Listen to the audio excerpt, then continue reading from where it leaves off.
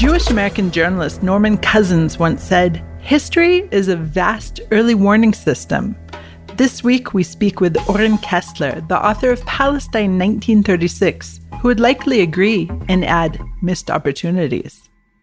Ben-Gurion had, starting in about 1933-34, had a series of meetings with a man by the name of Musa Alami. And he and Ben-Gurion meet again and again throughout the early, mid-30s. And they come tantalizingly close to some sort of agreement before everything goes wrong, as tends to happen. Kessler's new book is about the first large-scale Arab revolt from the years 1936 through 1939. He argues quite convincingly that these years in British Mandate Palestine formed the roots of the Middle East conflict. Kessler is a journalist and a political analyst based in Tel Aviv. He spent 5 years researching and writing Palestine 1936, and it's clearly a labor he loved. The book attempts to illuminate all three sides of the complex relationship between the British, Jews, and Arabs attempting to occupy the Holy Land during these formative years. There are so many lessons that have yet to be learned as we see this bloody history repeating itself even today. So this week we ask author Oren Kessler, what mattered then, and why does that matter now?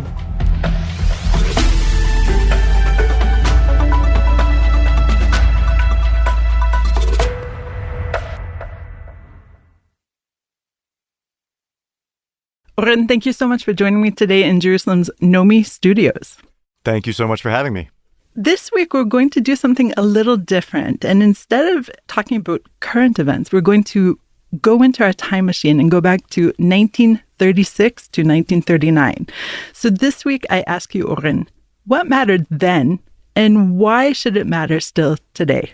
I would say Jewish leadership, Arab leadership, Arab violence, and Jewish violence. One state, two state. That would be my express version, express answer to that question. That's great. Okay, very stenographic. And so we're here, of course, to talk about your new book, Palestine 1936, The Great Revolt and the Roots of the Middle East Conflict. And I have a confession to make. I really knew nothing about this at all, except for perhaps the launch of the Tel Aviv port, which in terms of Israeli narrative is super important.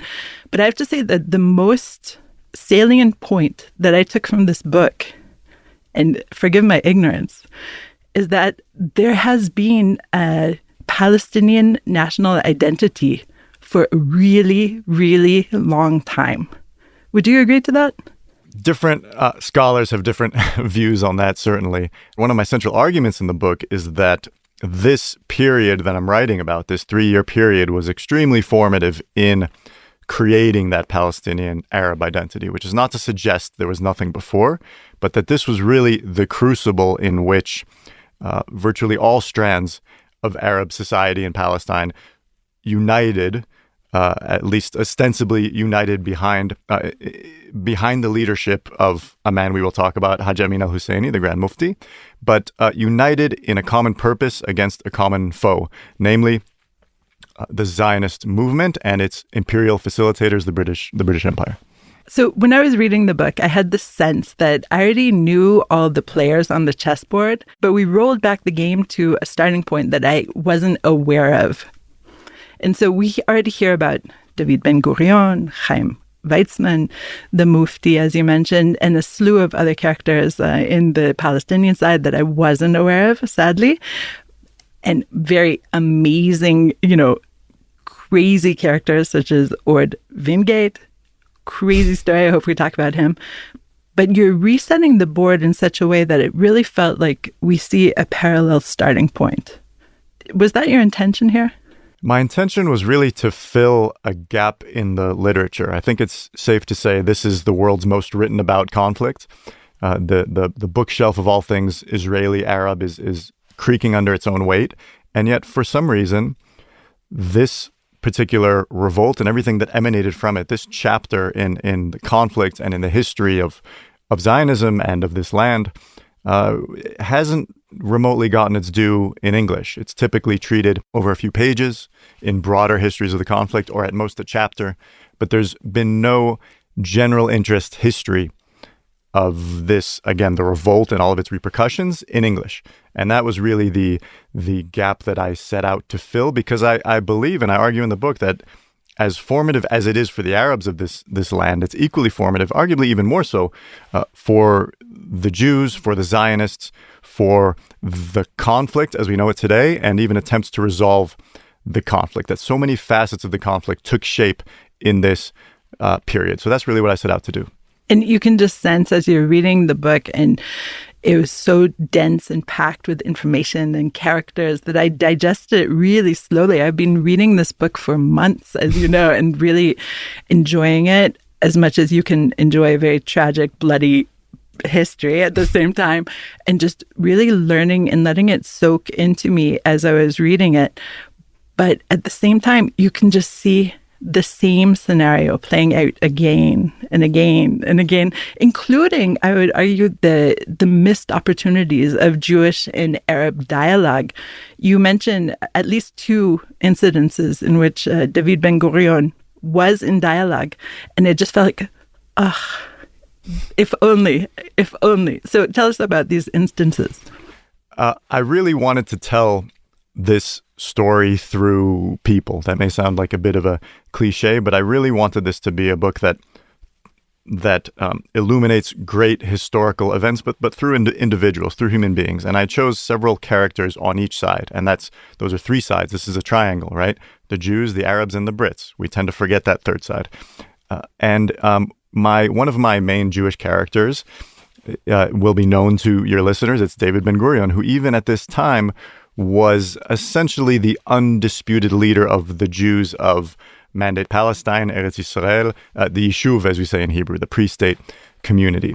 And Ben-Gurion had, starting in about 1933-34, had a series of meetings with a man who I chose as one of my main Arab characters by the name of Musa Alami, who is in many ways sort of mostly forgotten to history, but I had the distinct sense that he shouldn't be, that he's a really fascinating, complex, compelling, in many ways, but not always, sympathetic character. And he and Ben-Gurion meet again and again throughout the early, mid-30s, and they come tantalizingly close to some sort of agreement before everything goes wrong, as tends to happen in this particular conflict. So it really does. It's one of the things in the book that really raises this tremendous what if they had succeeded?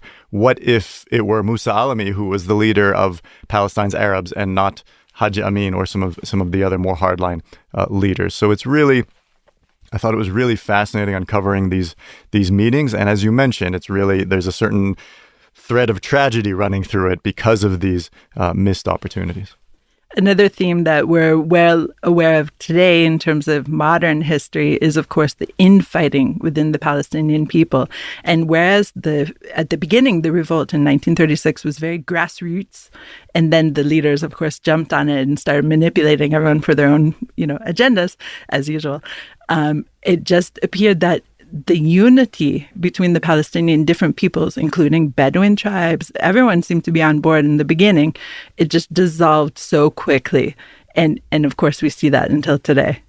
Yeah, there are real parallels to the First Intifada and perhaps even more so the Second Intifada, in which, particularly in the First Intifada, it was very much a grassroots uprising that then the Palestinian leadership and the Second Intifada moved to assert its control over. And that's exactly what happened in 1936. This revolt began with acts of violence, of terrorism, but very quickly the Arab and Muslim leadership, embodied in the man of the Mufti, Haji Amin, rushed to assert his control, his political control over it, and to make these political demands to stop Jewish immigration completely, to ban land sales. And that was really the Mufti's sort of finest hour. That's really the period in which, again, at least ostensibly, virtually all of Arab Palestine stood behind him. That's Muslim and Christian, that's rich and poor, urban and rural. But as the revolt wore on, particularly after the Peel Commission, which we can talk about if we have time. In the sort of second phase of the revolt, that initial unity really dissolves, or rather explodes in just a convulsion of Arab infighting and score settling, and old scores between families were being settled under the cover of this supposedly nationalist uprising. And so that's really one of the sort of, again, tragic templates that this revolt sets, and which we see again in the First and Second Intifadas. There were actually 3 points, weren't there? It was no land sales, no immigration, and what was the third? I didn't want to get into the weeds, but you're a very close reader. The third condition was to set up a legislative assembly, which would accurately reflect the demographics of the land of Palestine, which were still probably 70, if not 75% Arab. And so the British had hesitated until that point to set up such an assembly because, of course, if the majority were given the vote on whether Zionism was to continue, they would obviously vote no. So there were several points at which the British considered doing something like that. The Zionists brought their pressure to bear, and the British withdrew from that proposal every time. So again, I don't want to get too much in the weeds, but the Mufti was demanding popular representation. But actually, it's the demography that arguably drove their anxiety and the angst, because in these years, the Jewish population, doubled essentially? That's right. The Jewish population doubled in the first half of the 1930s. It's really incredible. And one thing I tried to do in the book was really bounce between the Palestine situation and the Middle Eastern situation and the European situation, because they're inextricable. They're inextricable for the British, but even more so for the Jews. And really, the backdrop to this revolt really can't be understood without looking at Jewish immigration, because this is, of course, the period in which Hitler comes to power in January 1933.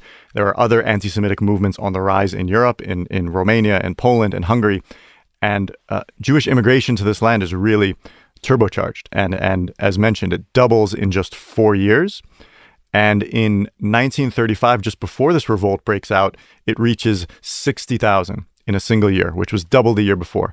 So the Arabs are very much perceptive enough, not just the well-educated elites in the cities, but even farmers in the countryside are perceptive enough to realize that if things continue this way, the Jews will be a majority before long. There were a couple of statements from Chaim Weizmann, which of course resonate to modern ears, post-Holocaust ears, that you read it and you're just like, was he a prophet? He talks about the 6 million Jews in Europe. When you first came across those statements, and tell us the context of his statements, first of all, but how did you feel reading this 6 million figure? It is chilling, and he repeats it several times in several different circumstances. But they essentially, after the first 6 months of the revolt, the British agree to send a commission of inquiry to Palestine, the Peel Commission, the famous Peel Commission, which is a royal commission that's acting in the name of the king. And there are dozens of witnesses, British administrators, leading Zionists. The Mufti insists on a boycott until the 11th hour because the British haven't met his demands, but ultimately he relents and he testifies. And the star witness is Chaim Weizmann. We mentioned David Ben-Gurion earlier as the leader here in Palestine and in the land of Israel. But the face and the muscle of Zionism in the world at this time, really throughout the mandate, was Chaim Weizmann. And this is another man who really has unfortunately been sidelined in Israeli history. He's remembered as the first president of the country, but that was really just an epilogue to his career. From the Balfour Declaration to really till 1947-48, he was the face of Zionism. And he's a really fascinating character, a supremely charming and persuasive character by all accounts, who converted probably thousands of Brits to the Zionist cause, or at least to a greater sympathy with the Zionist cause, solely through the strength of his personal charm. Extremely well connected in London. But so Weizmann is the first witness in this commission, and he essentially pounds on the table and says 6 million Jews need a home. 6 million. And then I believe he repeats that figure later on in the Brits call a conference in 1939, and he repeats that figure, 6 million, 6 million. And of course, it is extremely chilling given what we know, and it's I don't think necessarily that he was prophetic enough to know exactly what lay in store, but there was a deep sense of foreboding that this was a critical time for the Jews of Europe and that they needed to leave. I want to now talk about the craziest character of all, in my mind at least, it's Orde Wingate. And he was a nudist, apparently, and also really born into a very, very dour Christian household. He was I'm sorry to interrupt you, but he was a nudist, a Zionist, and an Arabist. I think he's got to be the only person who ticks all three of those boxes. I think you're probably right that he is the only person ever, and perhaps ever will be. So tell us a little bit about his background and how he really changed the face of Israeli military might, in my opinion. And in mine. He's a completely fascinating and arguably completely crazy character. He was, but a genius in many ways, by almost all accounts. Orde Wingate was born in England to a very, as you mentioned, to a very, very devout family of sort of Protestant dissenters. You could potentially, I guess you could call them evangelicals these days, but they're called the Plymouth Brethren. And the house was extremely dour, as you state. As I recall, they would wear black on the Sabbath. That's what you wrote, at least. Okay. They would wear black in the home. I believe they weren't allowed to sing. It just sounds like an incredibly joyless home. But the young Orde and his siblings took it all very, very seriously. And Wingate, of course, joined the British Army and was an extremely effective soldier, but he remained an extremely committed Christian, and he was posted here to the Holy Land in 1936, and he set about making himself known to the Zionists, and it required quite a bit. He was really sort of courting the Zionists at first. At first, the Zionists didn't know what to make of him. He was an officer. He was well educated. He was well spoken. He was clearly well read. And at first they thought maybe this is some sort of espionage situation, but he eventually convinced them that he was really dedicated to their cause, and this was extremely rare among the British officialdom, whether political or military here in the country. It was extremely rare to have to find officials who were even, well, I don't want to overstate the case, but the average British administrator here, and I get into this in the book, probably had more sympathy for the Arab side, even while many of them had a certain admiration for what the Jews were able to accomplish. But it was the exception to the rule to find an administrator who was genuinely neutral between Jews and Arabs, let alone pro-Zionist. And Orde Wingate, in addition to being such a fiery and committed Zionist, was again a military genius. And he was the first to really include Jewish fighters, Jewish soldiers in the British security apparatus, and in any really serious way. I should say that this was the period. This is one of the main takeaways of the book. Is for the Jewish side, is that this is really the period in which the Haganah, or the main Jewish armed group, goes from being a network of glorified night watchmen and becomes transforms into the seat of a Jewish army.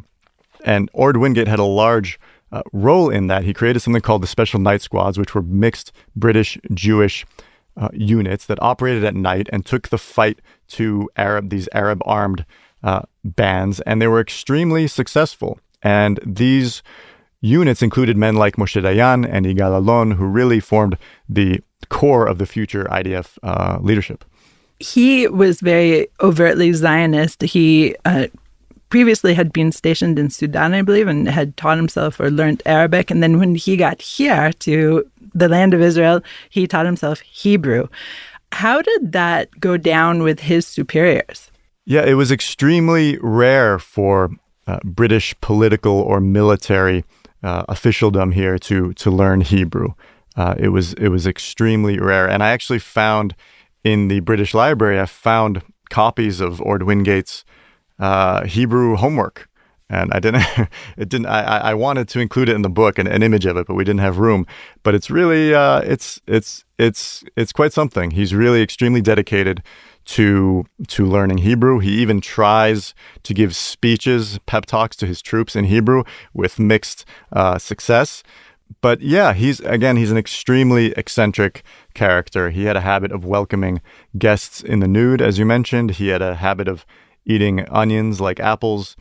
He was an extremely unconventional person, but the British Army simply couldn't argue with his success up until a certain point. There was a certain point in the middle or end of this, towards the end of this revolt, that Wingate's Zionism became a problem for his superiors, and he was unceremoniously shipped out of the country.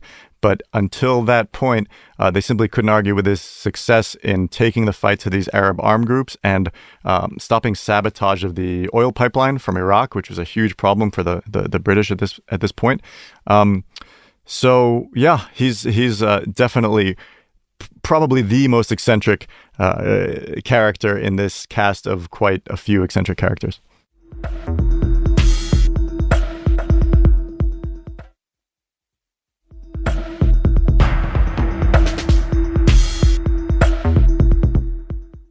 Now, there are very few women that you include in the book because, of course, during that era, and maybe we should say until today, most of the world was run by men. But one of the characters that you did include just sounded like a really eccentric woman as well, and it's the wife of... Well, the wife of George Antonius is Katie Antonius, was quite the character. I found their personal correspondence. George Antonius was kind of the leading ideologue and intellectual behind the Arab national movement, the Arab nationalist movement in the world at this time. He had a book called The Arab Awakening in English that came out in 1938, which really sort of clued in the world that there was such a thing as Arab nationalism, not just here in the Holy Land, but that this was that Arabs had national aspirations, and that oftentimes in Antonius's telling, these were across, that he presented this idea of sort of pan-Arabism that was kind of unknown at the time. And he was a very brilliant man. He was a Cambridge man, as was Musa Alami. And his wife, Katie, was quite, what's the word? Independent, fiery. She had very strong opinions about a lot of things, including about Jews, but we need not get into that. Later on, after the period that's the core of my book, she actually had a long-running affair with the General Barker, the head of British forces here in Palestine. But I digress. So they have they have a very troubled relationship, and I didn't want to. I felt a little bit. Occasionally, I would feel pangs of guilt for reading these love/hate letters between them. But I did want to just show the human side behind some of these sort of intellectual types who played such a central role in this period. There is one other, and I tried to make a special effort to include women in this story, despite the fact that it was an even more chauvinistic time than the current one. And one really fascinating character who I tried to follow is a woman named Blanche Dugdale, who is the niece of Arthur Balfour, the famous Arthur Balfour, who, of course, delivered the Balfour Declaration. And Blanche Dugdale, much like Orde Wingate, was a devout Christian and was extremely well connected in British circles. She was probably the only one of very, very few Gentiles who were really trusted by the Zionist leadership, but also she was extremely well connected in the halls of power in London. And so her diaries were really extremely valuable for me in doing this research. You were right. I forgot about her because she's at the beginning of the book, if I'm not mistaken. And I started so long ago because it is so really, it's like eating very rich chocolate. You want to have a little bit and then a little bit more and a little bit more. It's really, I can't recommend it enough. Now, I want to turn to an exclusive Times of Israel essay that we're going to publish this week as well about Herbert Samuel and essentially how he kind of basically enabled the biggest foe to the Zionist enterprise to rise to power. So tell us more. Yeah, so one of the most illuminating things that I found in this research were the secret testimonies delivered to the Peel Commission that I mentioned earlier. This 1936-37 commission that the British sent out to this land. And so they took dozens of testimonies in public and released them along with the report, but there were also dozens of testimonies that were given in secret and which were never meant to be released. And they were meant to have been destroyed at the end of this commission. And the secretary of this commission, a man apparently of tremendous foresight, stowed away a couple of copies of these secret testimonies and wrote. He has a handwritten message in the initial pages in which he writes that these should be stowed away because they represent, quote, an important chapter in the history of Palestine and the Jewish people, and will no doubt be of considerable interest to historians of the remote future. So it's thanks to this secretary of this commission that we historians of the remote future have these secret testimonies. And one of the people who they call to testify in private once they're back in England is Herbert Samuel, who by this point is back in political life in Britain. But Herbert Samuel, speaking of forgotten, extremely important, compelling characters in the history of this conflict, Herbert Samuel was the first Jew to serve in the British cabinet. Herbert Samuel was the author of a cabinet memo from early 1915. So this is nearly 3 years before the Balfour Declaration. This memo was called The Future of Palestine. And this is the first time that the Zionist cause, the Zionist idea is placed in front of the British cabinet. Again, nearly 3 years before the Balfour Declaration. And then he becomes the first High Commissioner for Palestine. And this is a Jew and a Zionist. This is a man who's had an accomplished career in British politics. He actually goes on to be the leader of the Liberal Party, which was the main opposition party at a certain point before the rise of Labour. And so in this testimony, in the secret testimony, the first question that they ask is, why did you appoint Haj Amin as the Mufti? This is the question we all, even to this day, nearly 100 years, more than 100 years later, would like to know. And he basically says, of course, I'm sure your listeners probably already know this, but the Mufti, in addition to essentially leading this Arab revolt that's the core of my book, the Mufti notoriously goes on to ally with Hitler during the Second World War and probably would have been tried as a war criminal had certain historical events panned out slightly differently. But he spent the war at Hitler's side in Berlin. And so Samuel has asked, why did he appoint Haj Amin as Mufti back in 1921, just after he arrived in the country? And he strikes a somewhat defensive note. Basically, the British had decided that they would try to keep as much of the Ottoman sort of apparatus as possible. They were charged with implementing this rather unpopular Balfour Declaration. Things were extremely sensitive, and so anything that had to do with Islam, they generally tried to keep it as it was. But there was an issue. There was a problem in that the link with Constantinople, with Istanbul, had been severed, and now you've got this Christian power running the land. And worse than that, this is a Christian power who's worse than that from an Arab perspective.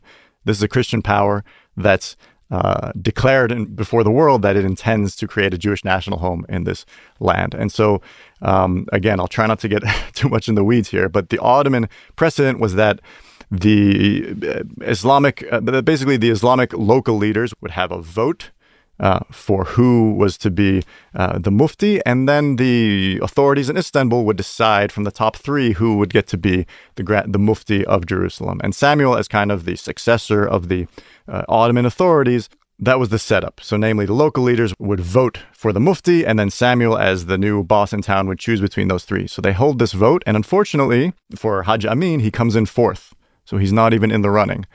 And then Samuel intervened in order to get one or more of these contenders to drop out, so that Haj Amin could be within the top three, and that he could choose him for this post. I should mention that the whole reason that this problem arose was that Haj Amin's half-brother, Kamel, had just died suddenly. And As much as the Mufti, Hajj Amin, has a notorious reputation to this day, his predecessor, his half-brother, had extremely good ties with the British and even with the Jews. And his brother got sick and died, and Samuel, having just arrived in the country, was faced with a succession crisis. He had to appoint someone. And so he basically says, well, these other guys who were in the top three, they had no qualifications to speak of, whereas Hajj Amin, he had studied in Cairo at Al-Azhar, and he was a Hajj. He had been on the Hajj to Mecca, and he was, and he was supported by everyone, so that's why I appointed him. And there's a really defensive tone behind everything that he says. But of course, it's simply not true. It's simply not true that he was the only qualified member of these three finalists. And later on in the testimony, Herbert Samuel basically says, here's the quote. He says, "I did not want to alienate the Husseinis and their friends throughout the country, especially in places like Gaza and Acre. That is the real reason the present Mufti was appointed." So at first he tries to say that, well, he was the most qualified and this and that. The truth is that the Mufti had that Hajj Amin had very limited religious training. He was only about 25, 26 years old. His opponents in the race for Mufti were much older and much more experienced. And then later on in the testimony, Herbert Samuel just kind of speaks a little more honestly and says, look, the Husseinis are powerful. We needed to appease them. And they were lined up behind this guy. And that's why we appointed him. Yichus. Yeah. Apologies for that very weedy explanation. Oren, thank you so much for joining me today. Thank you very much. In 2017, Britain quietly released to the National Archives transcripts of secret sessions conducted by a 1936 Palestine Royal Commission. In them, the Jewish First High Commissioner for British-ruled Palestine, Herbert Samuel, explains why he chose Amin al-Husseini as Grand Mufti of Jerusalem and head of the Supreme Muslim Council. This is, of course, the Grand Mufti who spent World War II in the company of one Adolf Hitler. So check out Oren Kessler's essay on this subject on the Times of Israel. It makes for fascinating reading. Special thanks to our wonderful intern, Charlie Summers, who helps me with the transcripts for the What Matters Now series. This episode was recorded at Nomi Studios in Jerusalem with sound technician Jamal Rishek. What Matters Now is produced and edited by The Podwaves. Have a comment about this or other episodes of What Matters Now? Email us at podcast@timesofisrael.com. Look for more What Matters Now episodes and subscribe wherever you find your podcasts. Until next week, Shalom.